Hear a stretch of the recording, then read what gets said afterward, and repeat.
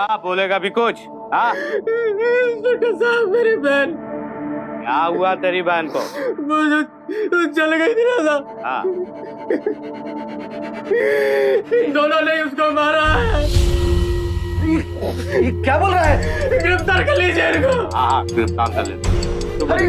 कैसे लेंगे? चल ले चलो इसको। क्या बोलना? चल। अरे मेरी बात तो सुनिए, हम तो मदद कर रहे थे, ये हमें क्यों गिरफ्तार कर रहे हैं आप? बोलना है पुलिस स्टेशन में बोलना है। चल हम कुछ किए नहीं, हमको क्यों आप गिरफ्तार कर रहे हैं? पुलिस स्टेशन पे क्या जाके बोल रहे हो बताना। यार? हमने क्या किया है? चलना। चल। एक पुरानी कहावत, नेकी कर दरिया में डाल। लेकिन जब नेकी करने वाले कोई दरिया अपने भीतर खींच ले तो क्या इंसानियत का फर्ज अदा करना एक गुनाह बन जाता है? तो क्या दूसरों की मदद करने का इंसानी जज्बा जुर्म बन जाता है? बिल्कुल नहीं। लेकिन पवन कुमार के लिए एक औरत को बचाने की कोशिश ही उसका अपराध बन गई। पुलिस ने उसे ही गुनहगार मानकर गिरफ्तार कर लिया। वो कहता रहा कि वो बेगुनाह है, उसने किसी की जान ली नहीं बल्कि किसी की जान बचाने की कोशिश की। वो पुलिस को समझाने की कोशिश करता रहा कि वो बेकसूर है, लेकिन पुलिस ने उसकी एक नहीं सुनी। ये कहानी है एक ऐसे बेगुनाह शख्स की जिसे सलाखों के पीछे डाल दिया गया, एक सुनवाई तक नसीब नहीं हुई उसे। ये कहानी एक ऐसी गृहिणी की भी है जो अपने पति को बचाने के लिए कानून और न्यायिक प्रणाली से जूझ पड़ी। और ये कहानी है एक बेबाक वकील की जिसने ज्वलित की एक ऐसी मशाल जो क्रांति ले आई पूरे देश भर में, लोक हितवाद के रूप में, पब्लिक इंटरेस्ट लिटिगेशन।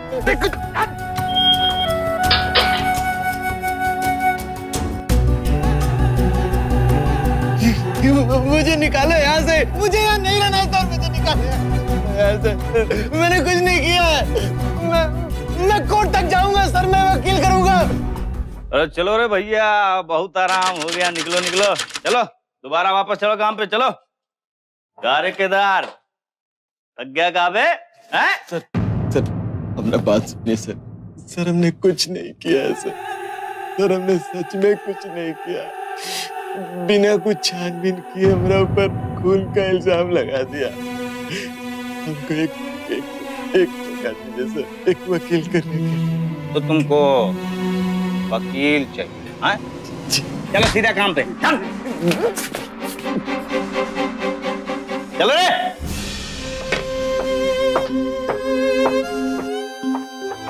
यहाँ से आवाज बाहर नहीं जाती और यहाँ की दीवारें तुम्हारी उम्मीदों से काफी ऊंची, इसलिए चुपचाप क्यों रहूं चाचा? जब मैंने कुछ नहीं किया तो मैं चुपचाप क्यों रहूं?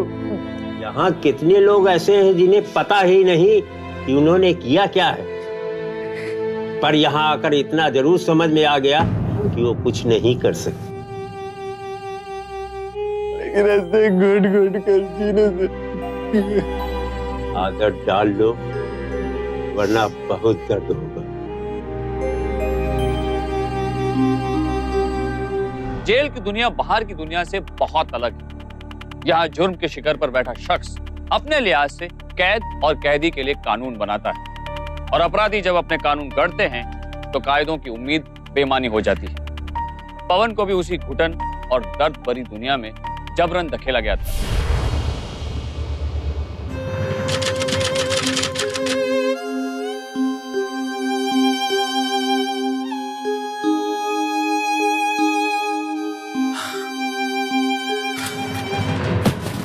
ईंट से साफ करो बेटा, नहीं तो तुमको भी इसी तरह मल देंगे।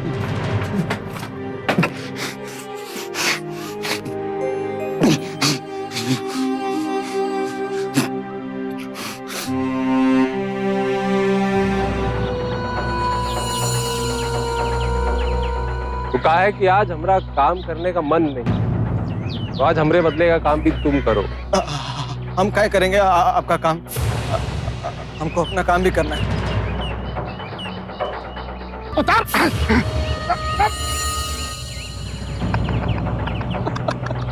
बेटा लाल, अगली बारी से अगर हमें मना किया ना किसी काम के लिए तो तुम्हारे कपड़े के साथ चमड़ी भी निकलवा लेंगे। चलो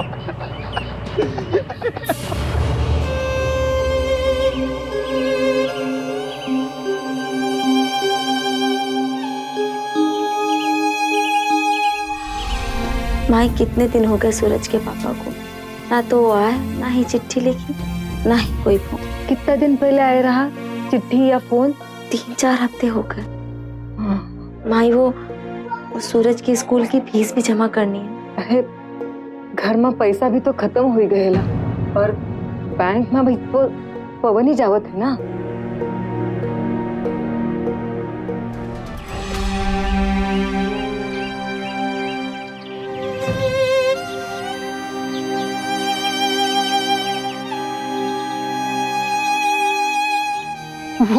वो यहाँ पर ऐसा कुछ नहीं है जो हमें जीने का मकसद है। वो आदमी को ये बात समझ आ गई थी, पर तुम हैरान मत हो, यहाँ तो अक्सर ऐसा होते ही रहता है।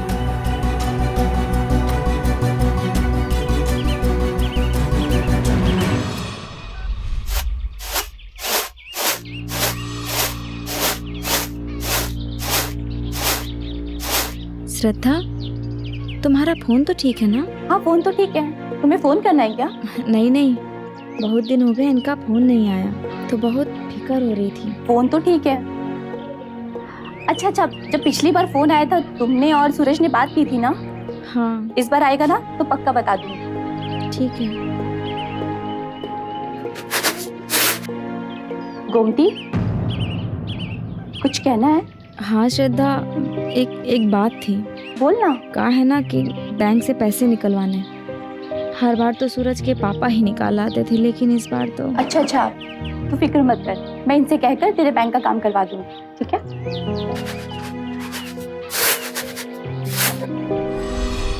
अब माई किसी न किसी को तो जाना ही पड़ेगा ना पता करने, और कितने दिन तक इंतजार करें। अब माई मालूम तो करना ही पड़ेगा ना कि कहीं सूरज के पापा किसी मुसीबत में तो नहीं फंस गए। इधर पवन का एक एक पल सिसकियों में गुजर रहा था, तो उधर उसकी पत्नी गोमती बेचैनी में एक एक पल गुजार रही थी।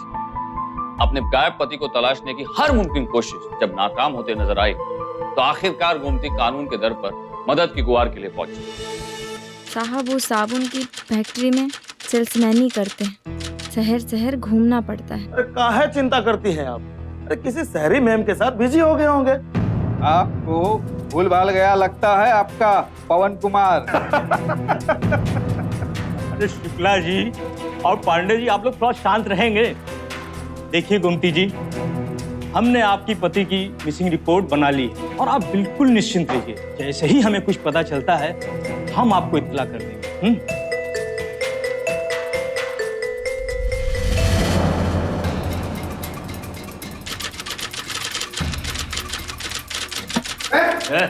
लाइन में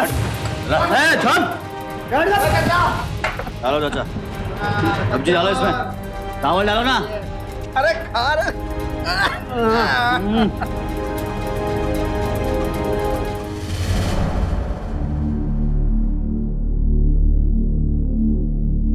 अब सर वो एक तो बात बोलो सर, वो भीमा और उसके लोग खाना तक छीन लेते हैं हम लोगों का, और कुछ बोलने जाए तो मारते हैं सर। आपके सब हवलदार लोग वहां खड़ा होकर देखता रहता है, लेकिन कोनो कुछ बोलता नहीं है सर। अब जेल में ऐसा गुंडागर्दी तो ठीक नहीं है ना सर। सोमनाथ, इनके साथ के कैदियों को लेकर के आओ। ये जो कह रहे हैं उनकी बात की पुष्टि कौन कर सकता है?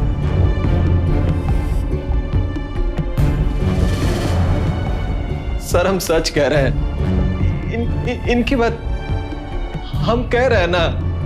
बहुत परेशान कर रहे हैं सर वो लोग। सोमनाथ,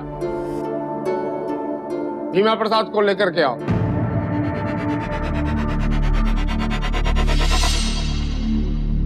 ये हम का सुन रहे हैं भीमा? तुम हमारे जेल में इतना फैल रहे हो कि दूसरे कैदी सांस ही नहीं ले पा रहे। हमका माफ कर दिए जेलर साहब, हमसे बहुत बड़ा गलती हो गई। पवन जी, आप हमें एक मौका दीजिए, केवल एक मौका सुधरने का। आपको बिल्कुल भी पछताना नहीं पड़ेगा पवन जी।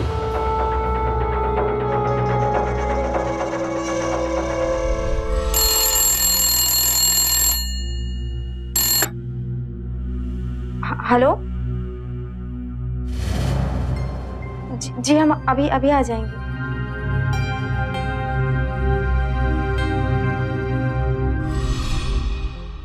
देखिए, आपका पति एक औरत को जिंदा जलाने के जुर्म में जेल में कैद हैं। तुम्हारे पति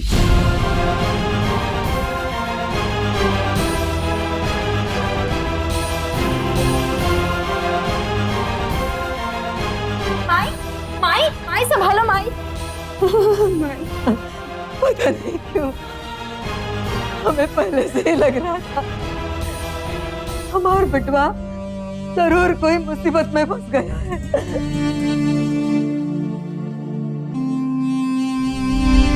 बेटी, एक बार फिर से सोच ले, हम भी साथ में आएंगे। अकेले कहाँ कहाँ भटकोगी। माई, आप हमारी फिक्र ना करिए, हम संभाल लेंगे अपने आप को। बेटा, अनजान शहर है और तुम अकेली। नहीं, हम ही साथ में आएंगे। नहीं माई, अगर आप हमारे साथ चलेंगी तो यहाँ सूरज को कौन संभालेगा। लेकिन बहू, एक आदमी भी साथ में होना चाहिए ना। माई, आप हमारी फिक्र मत करिए, हम संभाल लेंगे अपने आप को। चलते हैं माई।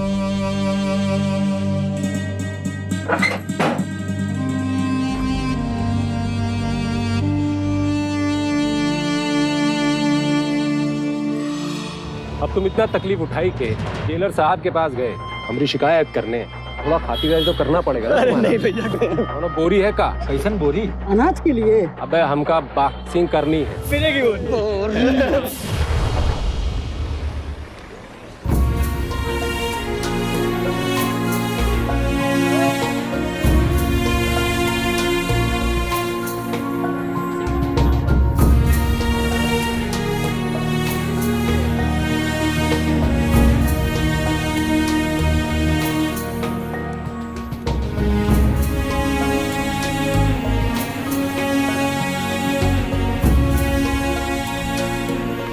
भाई साहब, जेल किधर है? जेल तो नहीं मालूम, वो जाके दरोगा जी से पूछ लो, वो बता देंगे।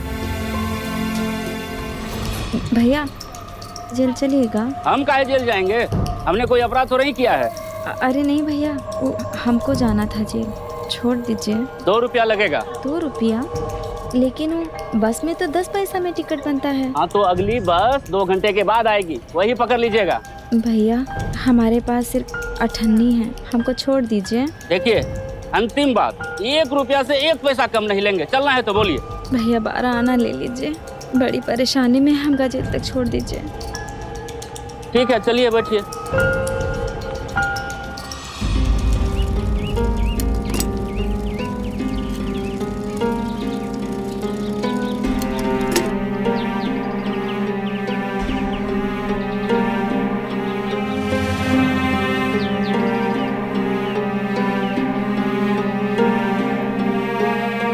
ये लीजिए भैया, धन्यवाद।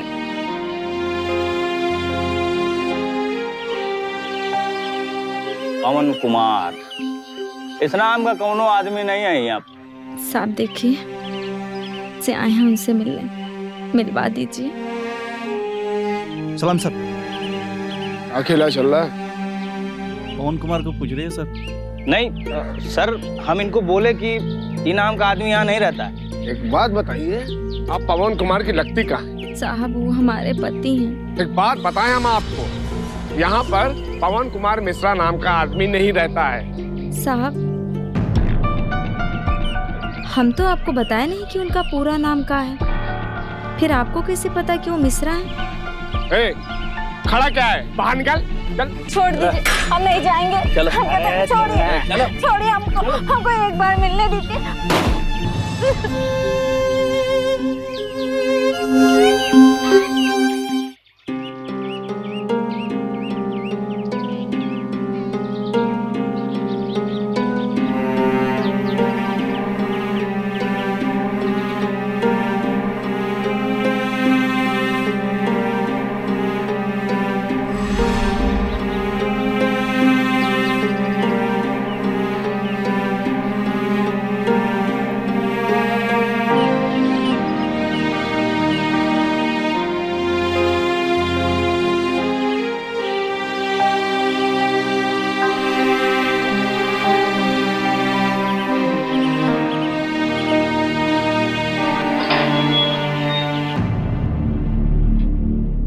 अरे भार्गव, ये बाहर औरत कौन है? पता नहीं कौन है अनुराग जी, आज सुबह से दिमाग खराब कर रखा है।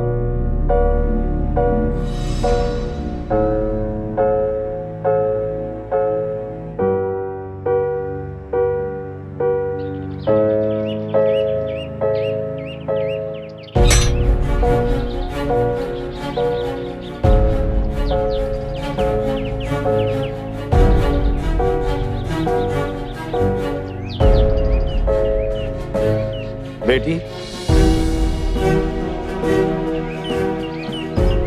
ये सब सिर्फ पैसे की भाषा समझते हैं। ये इतने भ्रष्ट है कि तुम यहाँ गिड़गिड़ा के मर भी गई तो भी ये तुम्हें तुम्हारे पति से मिलने नहीं देंगे पैसों के बगैर।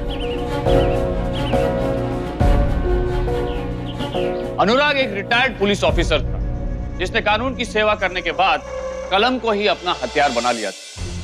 वो एक बेहद तेज तर्रार पत्रकार था जिसे सच के साथ समझौता किसी भी सूरत में मंजूर नहीं था। पुलिस में रहने की वजह से अनुराग जानता था कि किस तरीके से कुछ वर्दीधारी कानून का मखौल उड़ाते हैं। वो ये भी जानता था कि जेल के भीतर किस तरह का कानून चलता है।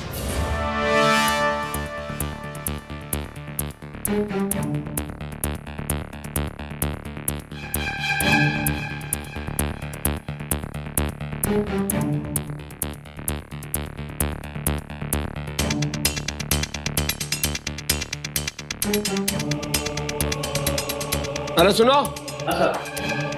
ओ उसकी बीवी जो है उसको तुरंत बुलाओ। कछु बात है का साहब? रिपोर्टर है, कुछ उल्टा पुल्टा छाप दिया तो बड़ी गड़बड़ हो जाएगी। तुरंत बुलाओ, जाओ। ठीक है साहब।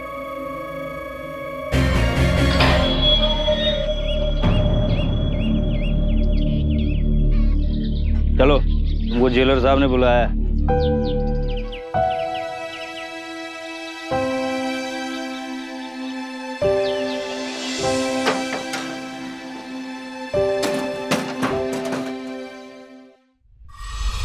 आप अपने पति से 1-2 दिनों में मिल सकती हैं। 1-2 दिन? पर दरोगा साहब आज क्यों नहीं? परेड है आज। परेड? परेड? कैसी परेड? अरे जेल की प्रथा है, तुम सवाल बहुत करती हो। देखिए दरोगा साहब, आपको अगर पैसे चाहिए तो आप पैसे ले लीजिए, लेकिन एक बार हमको हमारे पति से मिलवा दीजिए। पैसे की बात करती हो? बोला ना 1-2 दिनों में आकर के मिल लीजिएगा, जाइए। दरोगा साहब, वो ठीक तो है ना?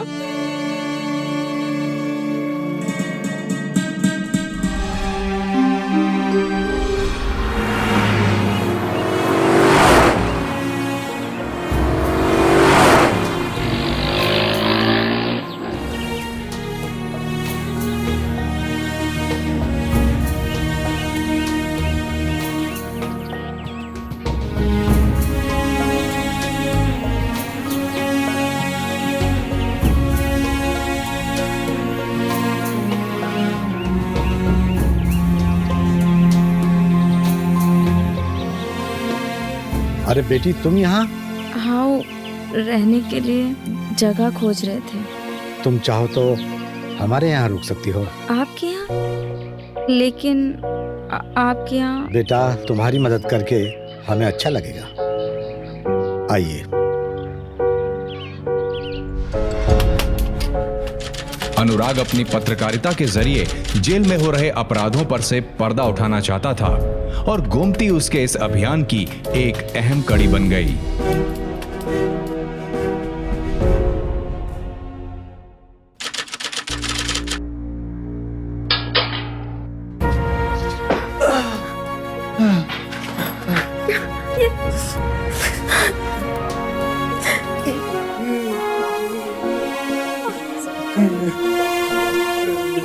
चिंता मत करिए, सब ठीक हो जाएगा।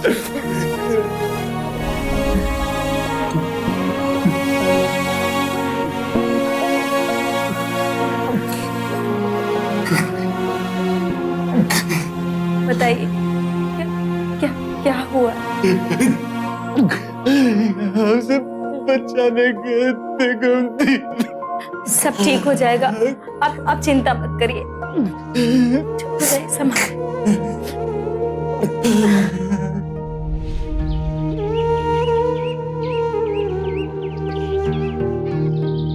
बेटी, मेरे ध्यान में एक वकील है, दोनों पति पत्नी वकालत करते हैं।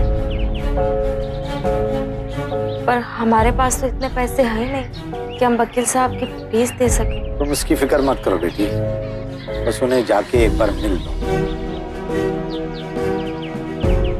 सीनियर एडवोकेट सुनीता आहूजा और उनके पति गोविंद आहूजा कई सालों से वकालत कर रहे थे। समाज कल्याण के कामों में उनका नाम काफी सम्मान से लिया जाता था। गोमती ने उनके सामने अपनी पीड़ा बयान की। गोमती ने उन्हें बताया कि किस तरह से उसके बेगुनाह पति को जेल भेज दिया गया।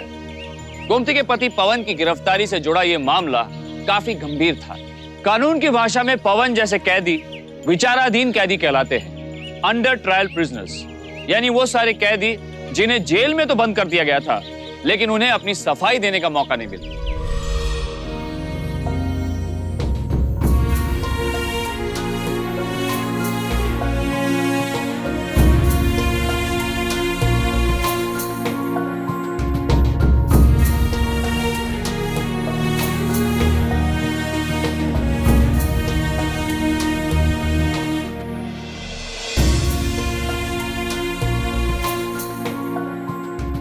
हम बस इतना जानते हैं कि हमारे पति निर्दोष। हमें इस केस की गहराई तक जाना होगा। माफ कीजिएगा, हमारे जेल में कोई ऐसा प्राविधान नहीं है जिसमें कैदी को वकील से मिलाना जरूरी हो। जाइए, कोर्ट जाइए, वहां से ऑर्डर लेकर के आइए, उसके बाद मिल लीजिएगा पवन कुमार से। उनकी पत्नी तो मिल सकती हैं। कई बार मिलवाया है। सुनीता आहूजा ने पवन से मिलने के कई प्रयास किए, लेकिन वो असफल रही। उन्हें इस बात का एहसास हो गया था कि पवन जैसे सैकड़ों कैदी ऐसी जेल में सड़ रहे हैं जिन्हें जमानत तो दूर न्यायालय में पेश तक नहीं किया गया। उधर पवन इस बात से अनजान था कि वकील उसे बचाने की कोशिश कर। अपनी पत्नी गोमती को मिलकर पवन की आशाएं यकायक जाग गई और उसकी बेसब्री बढ़ने लगी।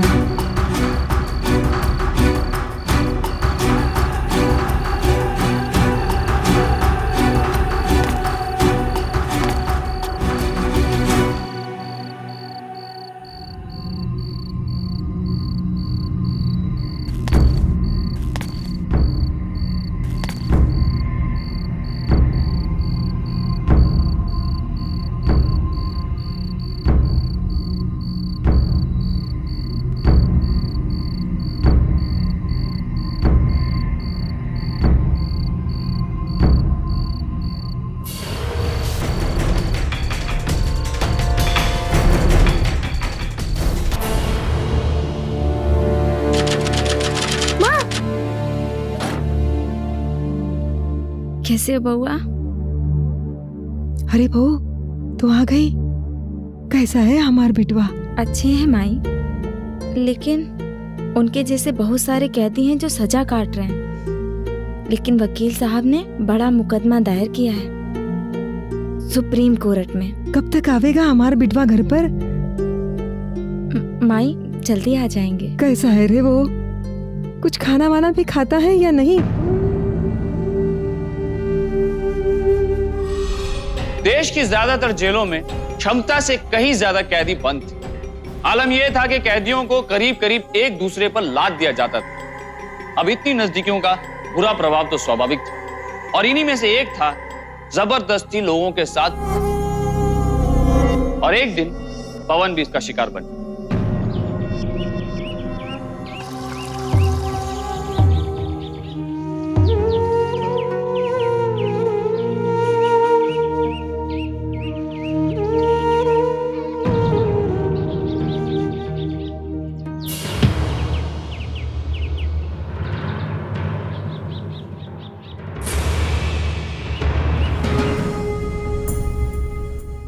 ये इस जेल का वो काला सच था जिससे पवन जैसा सीधा साधा और बेगुनाह इंसान बिल्कुल अनजान था। लेकिन ये कैसे मुमकिन है कि जेल की चार दीवारी के भीतर दिल दहलाने वाली इतनी हरकतें हो रही हों और जेल प्रशासन इससे बेखबर रहे? ये मुमकिन ही नहीं कि जेल के आला अधिकारियों और कर्मचारियों को इस बात की भनक ना हो। ऐसे में साफ तौर पर उनकी भूमिका सवालिया ही नहीं शर्मनाक भी थी। और इन्हीं सवालिया निशानों को टटोलते हुए सुनीता आहूजा ने सुप्रीम कोर्ट में हेबियस कॉर्पस याचिका यानी कि अभियुक्त की उपस्थिति याचिका दायर कर दी। इस याचिका में उन्होंने सभी विचाराधीन कैदियों का एक मौलिक अधिकार जताया कि कम से कम वक्त में उन्हें सुनवाई का मौका दिया जाए। योर लॉर्डशिप, पवन कुमार ने कोई जुर्म नहीं किया, लेकिन उसे सलाखों के पीछे सड़ने के लिए छोड़ दिया कानून के पहरेदारों ने। क्या उसे अपनी सफाई देने का एक मौका भी नहीं मिलना चाहिए? हमारी जेलों में ऐसे कई दर्दनाक किस्से हैं जो हमें मजबूर करते हैं भारत के संविधान में झांकने के लिए, जो हमें अपने मानव अधिकार और मौलिक अधिकार की याद दिलाते हैं। मैं जज साहब से दरख्वास्त करती हूँ कि पवन कुमार और उनके जैसे अनगिनत कैदी जो बिना ट्रायल की सजा काट रहे हैं, उन्हें रिहा किया जाए। They should all be released unconditionally with immediate effect, me Lord. इधर एक तरफ सुनीता आहूजा सुप्रीम कोर्ट में पवन और उस जैसे कई कैदियों की मुक्ति के लिए लड़ रही थी, तो दूसरी तरफ पवन अपने जीवन से मुक्ति पाने के लिए तैयारी कर रहा था। मुझे माफ कर देना गोमती, सूरज अभी छोटा है, लेकिन जब वो समझदार हो जाएगा उसे मेरी सच्चाई जरूर बताना और माँ को संभाल लेना।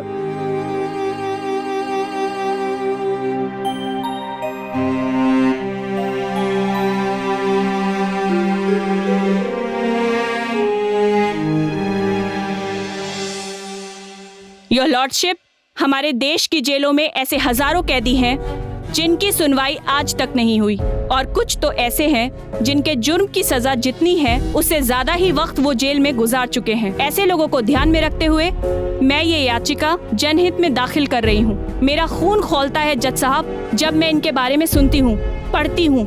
क्या स्वयं को निर्दोष साबित करने का मौका नहीं मिलना चाहिए?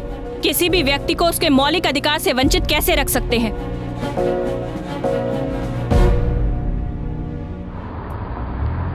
चलो माई, जल्दी चलो।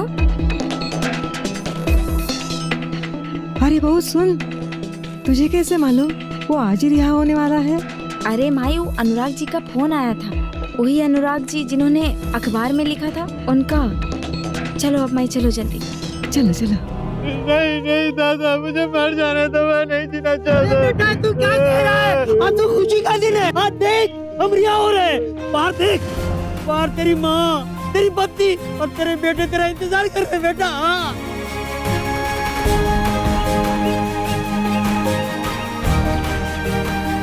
सुप्रीम कोर्ट के एक ऐतिहासिक फैसले में सभी विचाराधीन कैदियों को रिहा कर दिया गया। पवन कुमार भी उनमें से एक था। उन सब की गिरफ्तारी अवैध करार कर दी गई। इस फैसले का असर भारत की पूरी न्यायिक प्रणाली पर ऐसा पड़ा कि अगले कुछ सालों में भारत के अनेक राज्यों की जेलों से करीब 40,000 कैदियों को रिहा कर दिया गया। और तो और सुनीता आहूजा के इस मुकदमे ने आवाम को एक ऐसा हथियार दे दिया जो दुनिया भर में एक मिसाल बन गई। लोक हितवाद, पब्लिक इंटरेस्ट लिटिगेशन, जनहित याचिका। ये सच है कि देश का कानून किसी भी आदमी के हितों की रक्षा करने के लिए पूरी तरह से समर्पित है। लेकिन इस मामले में दुर्भाग्य की बात यह है कि कानून की हिफाजत करने वाले कुछ पुलिसकर्मी अपने फर्ज को लेकर पूरी तरह से समर्पित नहीं थे, जिसका खामियाजा पवन कुमार जैसे बेगुनाह शख्स को भुगतना पड़ा। सावधान इंडिया सलाम करता है घर की चार दीवारी में रहकर चूल्हे में आग फूकने वाली उस गोमती के जज्बे को, जिसने जेल की सलाखों को पिघला कर रख दिया, अपने बेकसूर पति को आजाद करा। हाँ, ये सच है कि इस लड़ाई को सुनीता आहूजा और जर्नलिस्ट अनुराग की मदद के बिना जीतना मुश्किल था, लेकिन गोमती को मदद के ये दो हाथ तब मिले जब उसने गुनाह के खिलाफ अपने कदम बढ़ाए। कभी कभी ये सोचकर हैरानी होती है कि इतनी हिम्मत कैसे जुटा पाते हैं लोग। गोमती से हम सबको एक सीख लेनी चाहिए। जुर्म को जवाब देने का हौसला कीजिए, रास्ता खुद ब खुद मिलेगा। सावधान इंडिया, 100 दिन 100 फाइट बैक्स।